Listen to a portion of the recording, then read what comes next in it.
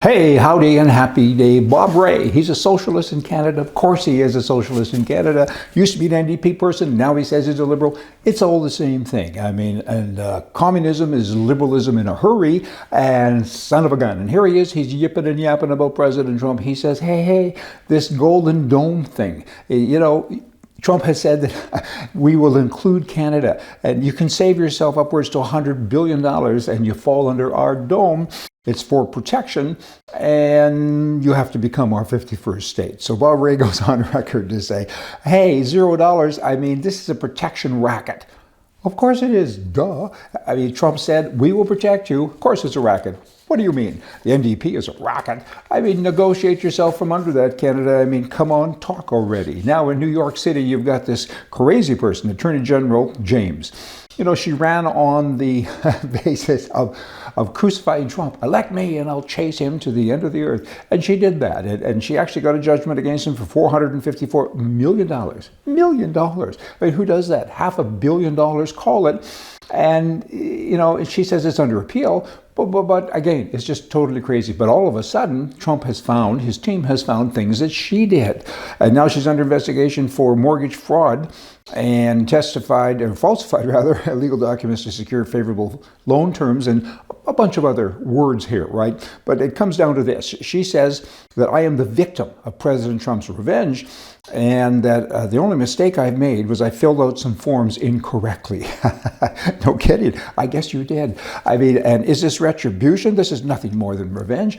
Of course it is. What do you think? When you spend years of your life campaigning against a person and telling everybody how bad he is, and then you get a $500 million judgment against him, it's all fraud. The fraud comes from her side, not from the Trump side. And now there's revenge, and she's upset. The poor little girl. I hope she gets nailed because, that's typical liberal stuff. I can do it, but you can't. And that's just wrong. Totally wrong.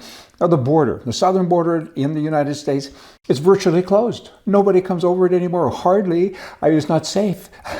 There's so many people. Trump has really done the job on that. So what's happening now? The bad guys are going to Canada. They fly to Canada and they walk across that border. It's the longest border, I think, in the world or close to it.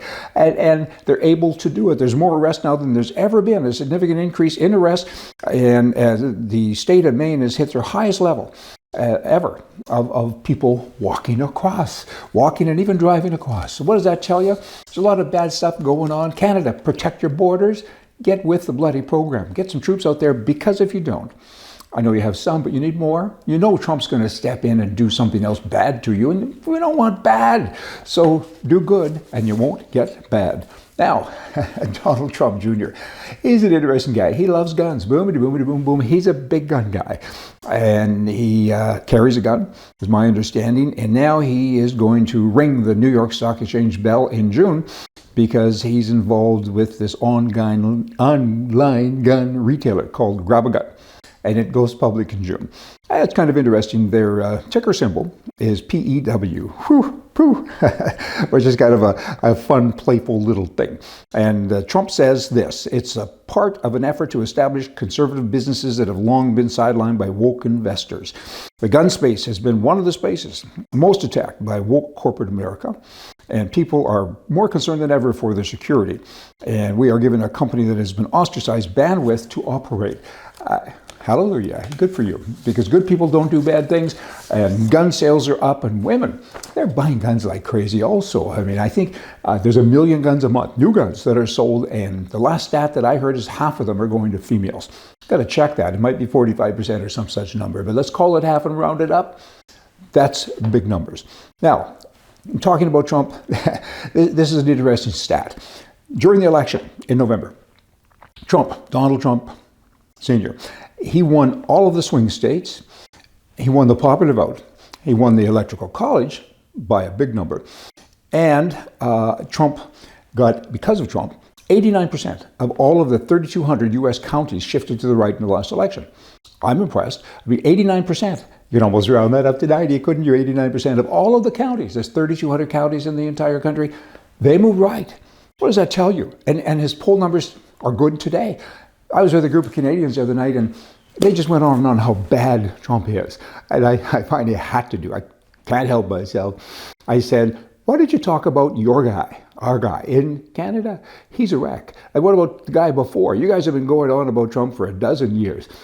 Close to, and you've never talked bad about Trudeau, who destroyed the country, your country, and all you do is continue to talk about a guy in another country. What about the closed border now? What about the low taxes? What about the freedom thing that's going on? And what about that? Oh, all you talk about is this Loretta James woman, whatever her name is, and the $500 million. He's guilty. You know what? He's appealed it. She's guilty, but that's always part of the conversation. So it always interests me. It amazes me how they, cut your own bloody grass. Your grass is that high. Don't worry about the grass over there in the other field. And because it shouldn't affect, it has an impact, of course. The U.S. does impact what Canada does. But these guys, they're often tangents. These guys, being Canadians, they need to look more at what's good. And I said that to them. What's good about this? Anything? Can you not think of one thing that's good? Like freedom, blah, blah, blah. Go through that list again. And they kind of glaze over. So let's open up our eyes. Hey, you all, come back. And I got more from you from the right. See ya.